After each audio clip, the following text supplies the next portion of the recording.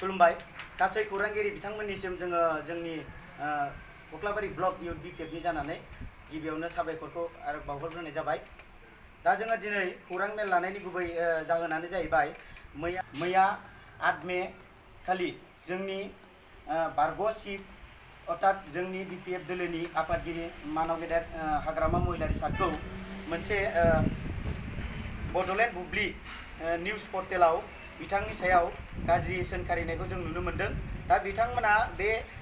चेनेलनि गेजेरजों हाग्रामा महिलारि बिथां सारखौ 17 बोसोराव बर' रायजो राजाखौ थगायना सोबख'ना जानायनि फाब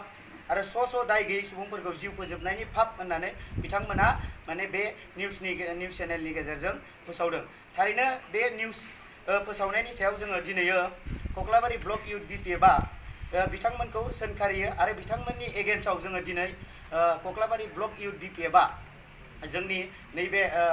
जोंनि साखाथियाव थानाय जोंनि थाना अर्थात सिमला थानायाव जों बिथांमोननि सायाव जोङो दिनै एफआइआर होबाय आरो बिथांखौ जोङो बे खौरां मेलनि गेजेरजों जों बिथांखौ जोङो खावलायहरनो सानो जाहाथे इयुनाव बेफोरबायदि जाहाथे गाज्रि एलिगेसन जोंनि सायाव लाबोआ आरो जोंखौ जाहाथे बेबायदि सोंखारिया आरो सासे जोंनि मानाव गेदेर हाग्रामा महिलारि बिथाङा 17 बोसोराव आरो बे ओरैबायदि मोजां खामानि मावबोदों आरो ओरैबायदि डेभेलप खालामबोदों आरो जोंनि जाथिनि जानानै बिथाङा सेक्रिफाइस खालामबोनाय सासे सुबुं आरो बिथाङा जाहैबाय बिटिसिखौ सोरजिनाय आरो बिटिसिनि सासे सागानगिरि अर्थात बेखायनो बिथांबायदि मानसिखौ बिथांमोनबायदि जेनेबा बड'लेण्ड बुब्लि पर्टेल निउस चेनेला सोंखारिनाया आरो बिथांनि सायाव गाज्रि फोसावनाया थारैनो जोबोद दुखु गोनां आरो बिथांखौ जोङो दिनै बे निउस चेनेलनि गेजेरजोंनो जों खावलायनो सानो जाहाथे बिथांनि सायाव दा सोलिबाय थानाय गभर्नमेन्ट अर्थात आरो आसाम गभर्नमेन्ट बिथांमोन निउस चेनेलखौ हायोब्ला बिथांमोना